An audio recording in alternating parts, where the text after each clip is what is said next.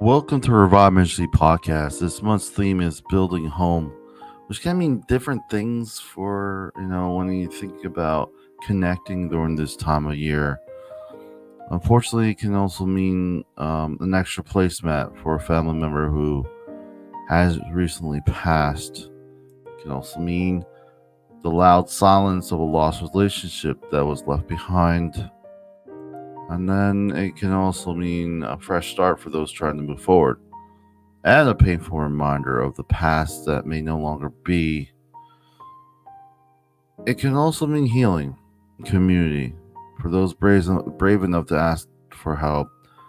And it also can remind us during this time of year the importance of a positive home.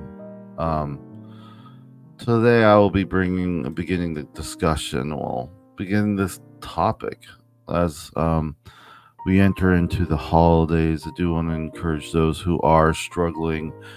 As a disclaimer, if you are in crisis, please seek a professional help immediately. The 988 Suicide Crisis Lifeline is available for those in the States. I do encourage wherever you are around the world to find what is out there. And it doesn't have to be at first. Of course, I do want to encourage your safety if you do feel like you have thoughts of harming yourself. But if you're just not feeling well and things have been that way for a while, I do encourage you to get help. Ask those that sentence, the 3-word sentence, I need help.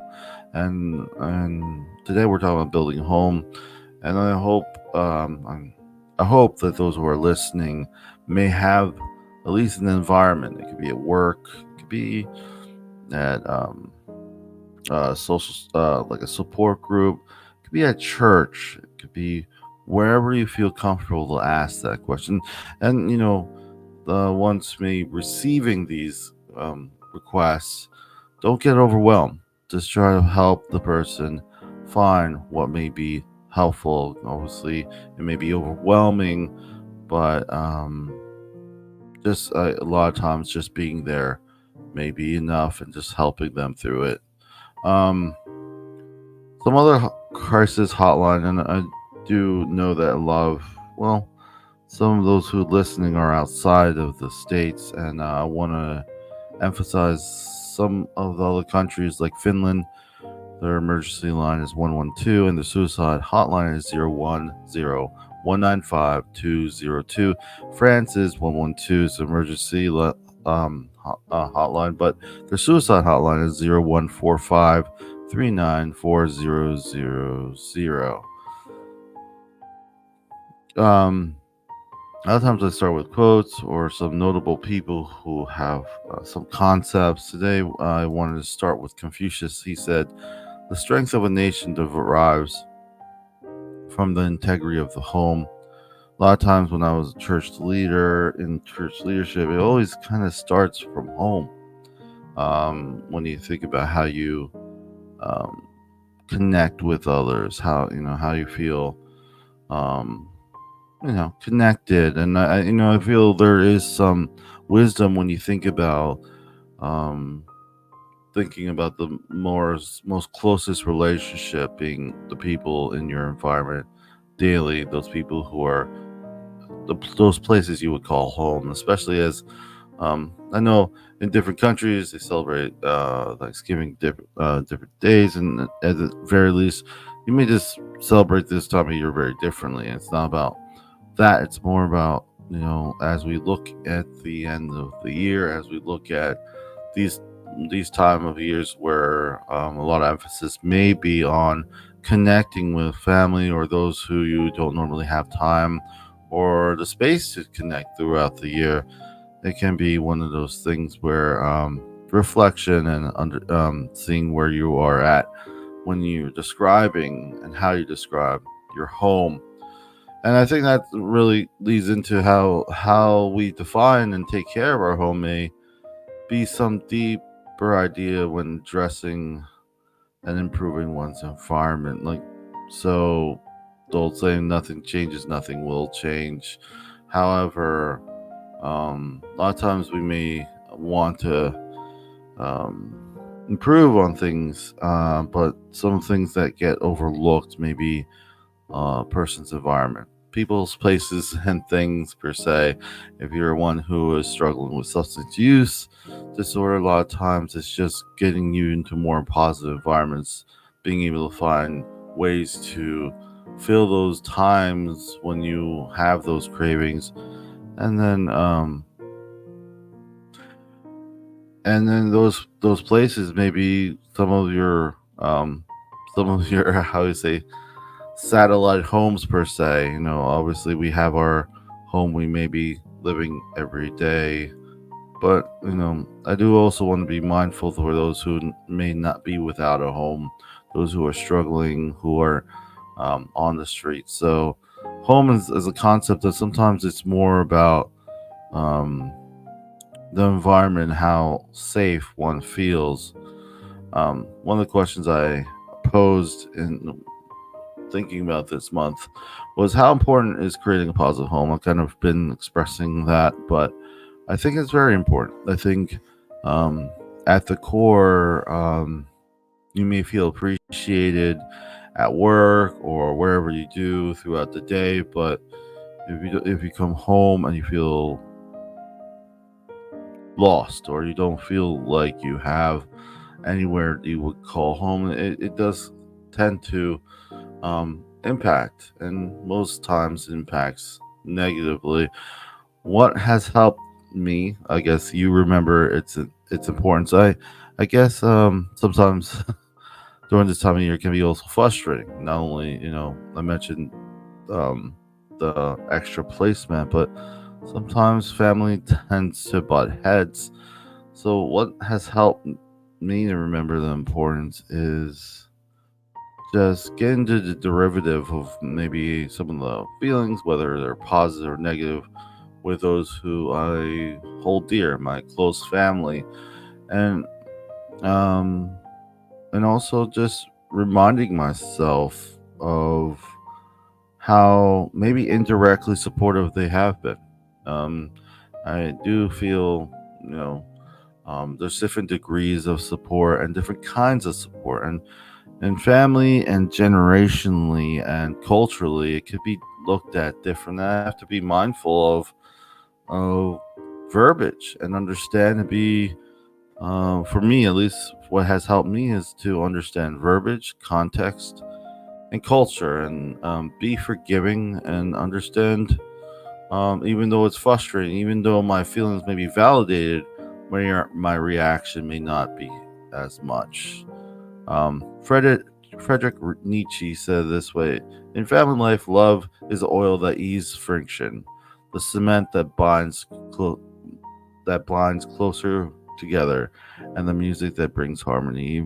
Friedrich Nietzsche obviously has, listen to this excerpt shows the that family does play a huge role in how, or I would say, family life, or let alone what we describe as home. And I do feel that, especially during this time of year, especially as not not just mentioning this in a Judeo-Christian manner, but those who may not even have any, who are not maybe atheists, those people who are maybe in other um, religious capacities. It's really the emphasis when I think about building a home is simply a home. And this podcast, I've said many times, it's not about proselytizing, even though the name kind of is suggestive. I myself am a Christian.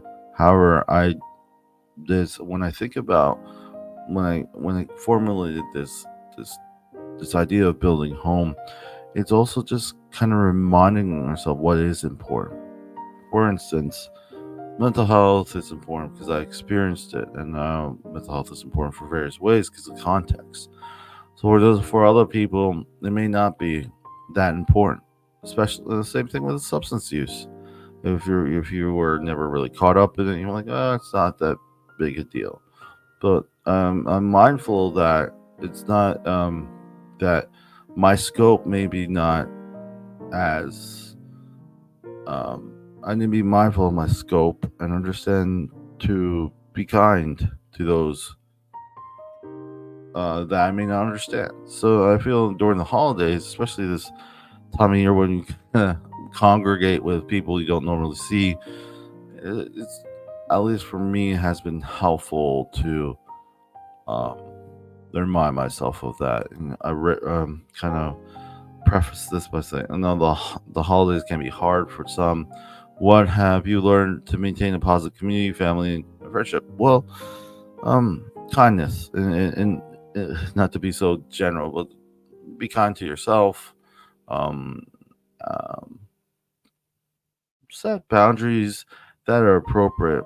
Um, but at the same time, I would think kindness. You're not going to understand or agree with everyone that you speak to, um, let alone family members. However, even though I don't agree or you know with everything, and quite frankly, it's kind of unrealistic that we would agree on everything. However, I think kindness and respect, especially during this time of year, can be helpful. Any lessons you feel that you would like to share with those listening? Well, lesson I learned is always be mindful of, like I said, our feelings may be justified. However, the context and the situation may not justify a reaction that may harm the relationship. So I have to be mindful that even though I may be hurt in the past, the person I'm speaking to, my family member, may not know or may not understand or may never understand. And that, for me, asks the question, well, um, even though it's affect me, can I look at this as, okay, this makes me feel uncomfortable. This makes me feel angry or sad, and am I able to redirect and process that? The expectation that people will understand and see things exactly the way you see them. A lot of times, I feel it's exhausting journey for many, especially in the communities that I work or serve in, because most times no one will really understand, and I do feel it can be a time suck to expect that. So I do feel um I try to keep things a little bit lighter in my head. Understand that the goal is to connect. The goal is not for everyone to agree. The goal is not for everyone to empathize.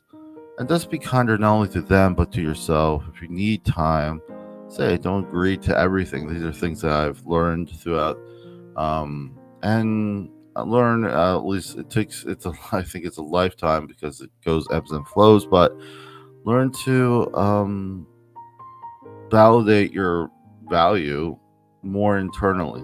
If you're faith based, then maybe you could kind of um, there may be some ways to navigate through that. But a lot of times when our our validation, our value stems from being achieving something or being or having this or having that or having the approval of parents or friends or spouses, it can be overwhelming and at times can be in itself a barrier. Because sometimes things get worse before they get better when you're trying to improve.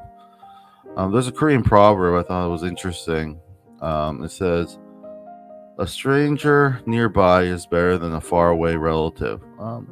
I think sometimes, well, just because we're relatives, especially those who are further away, and we don't normally hear, there's kind of this assumed connection. But if you haven't seen the person, a lot of times it can cause friction if there's miscommunication, or may even be some entitlement in that relationship. So I do find this sometimes hits a good point, especially this time of year, especially if you haven't met or seen some family members for some time.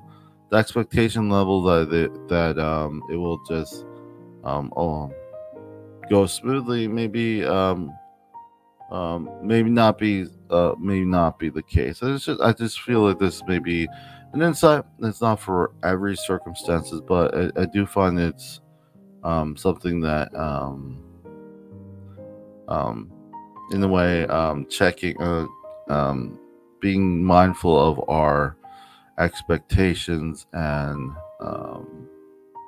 also remembering context. I think that's one thing. I try not to blanket some general disapproval, even though it may seem relatable and justifiable in the masses. But the fact of the matter is, your context is your context, and you're kind of robbing a lot of maybe insight and details that may actually help navigate through some of this. So I want to pause and just kind of mention updates with Revive Ministries. We're just, we keep going. We keep going. We're still moving along, and I say still just because I have no plans on changing much or regards to the structure. However, there'll be updates, and I try to be better at communicating when it comes. There are changes, but as of right now, still doing the monthly theme, still looking for guests. And if you feel like you want to share or you want to talk about sharing or you just want to reach out and to um, find out more how you may want to be a part or like have just text I will say email us at info@reviveministryfl.com. Just go to the website, you'll find a link to our email, reach out to us, and we'll see. But besides that, Revive Ministry is, it's one of the things, sometimes with finances, I guess, you could tell that you're maybe, if you're trying to build your finances back, um, sometimes part of that is there's not really much to report, and no news, like the old sense, is good news. So it may be a little bit um, um, routine, but routine is not always bad. And I feel Revive Ministries is just kind of the monthly themes are. There may be some variations or changes, but a lot of the months may stay similar in title or theme. But right now, I'm excited. So I don't want to say that because nothing changes. I'm not excited. I am excited. I'm encouraged. I am excited to continue this, and also just to hopefully meet more and more new guests who are brave enough or who feel comfortable enough to share their insight. Um, and on the home front here, we had I guess a hurricane month or so ago, um, but no damage. We're lucky. My wife. Beyond that, I think it's been kind of quiet. But again, I appreciate all those who have been guests, and I appreciate you, listeners. And that's basically the update I have for now. But again, I'm planning to make a newsletter, hopefully by the end of this year, just kind of giving it to give a kind of update on anything, and that'll be on the website. You could be able to view it there. Um, Moving on, I wanted to share a quote from Mother Teresa. She says, "What can you do to promote world peace? Go home and love your family." I think at the basic, there's a lot of um, wisdom on being able to practice and love and care, and it won't be easy at times, but start from the most closest circle, and then possibly work outward. Um, but I do feel there's a lot of wisdom in what Mother Teresa says here, because a lot of times we want to do these lofty big things, but it all starts from home. So I do encourage to not emphasize all the good work, and I do that people may appreciate that you do, but also if we're able to improve our home, I feel it can be not only helpful during this time of year, just helpful all around. There's this untranslatable word, harathis, as a homesickness for somewhere you can't return to, the nostalgia and grief for the lost places of your past, places that never were. It's interesting because it's so ambiguous. Definition is like, did it actually happen? But I do feel this word kind of maybe describes sometimes when we get stuck. At times when we think about the grass was greener before, or man, I'm like, especially if there's been a life change, maybe a limitation that you didn't have before. I use this word at the same time. Last month's theme is okay to fall. However, I feel it still holds relevance this month, especially as we talk about the holiday season, as families come together, and sometimes we can be extremely hard on ourselves because of things not changing. We may want to get stuck, or not to get stuck, or we may put ourselves to get stuck on emphasizing and mourning what is no longer available for that individual. And it's not from, I'm not saying to that loss, that grief, whatever change a person experiences, it takes the time it takes. However, I do find there's wisdom to kind of promote the idea whenever one's ready. And if you are, like I said, if you are struggling, I do encourage you to find help, like professional help, whatever maybe.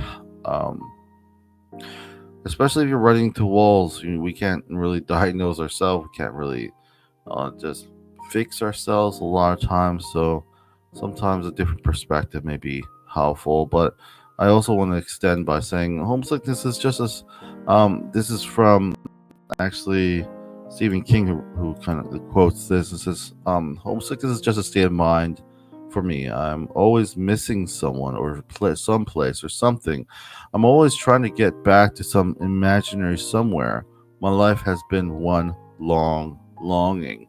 So I guess that's where when I mentioned this, it's not inherently bad to kind of miss the past or reminisce, but a lot of times we may not live our life today because we are just the longing of something that is no longer the same. There's also another concept or quote from Jodi Poet.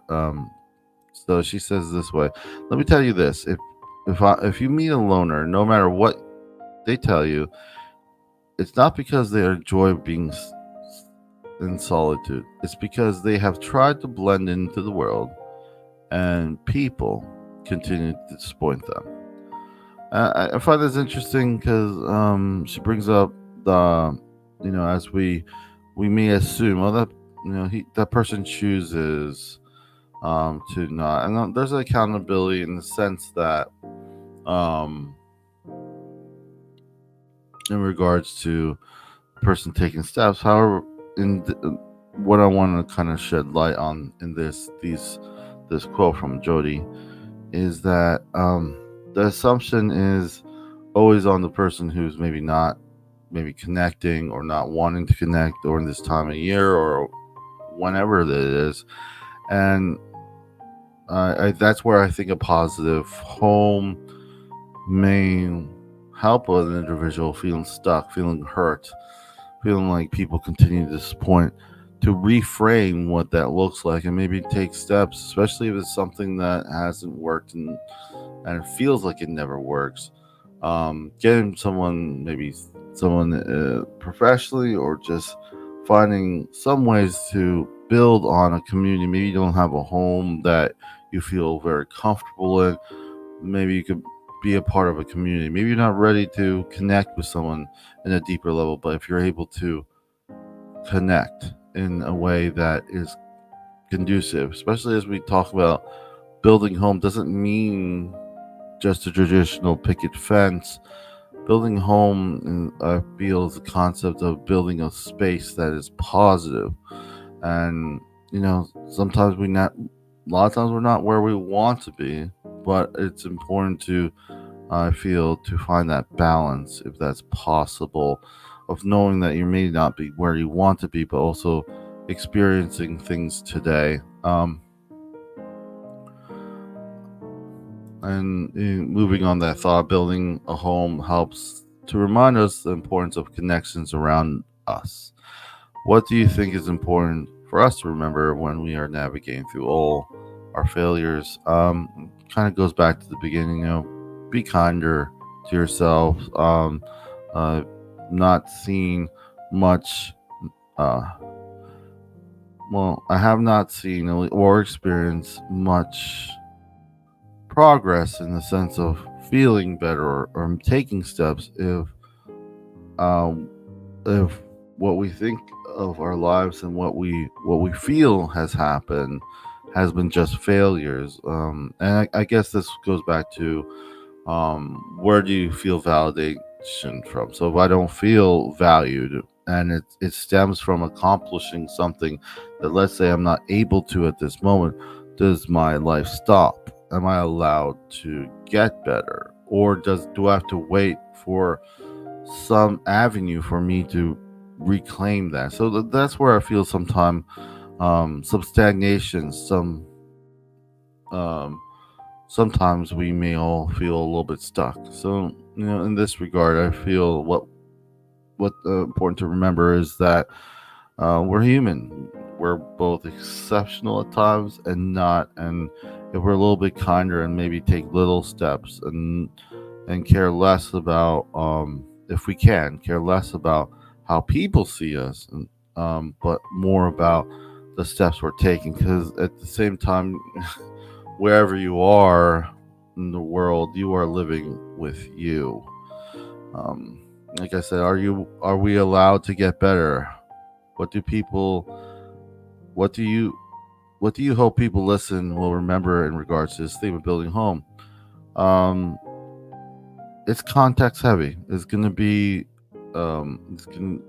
building home will mean different things. You may have a home, you may have a family. Maybe building home is improving on the relationships, spending more time. Building home may be, uh, finding ways to um, to get out of your home, finding to connect or be part of a community. So building a home doesn't mean just literally just having a home and having a family.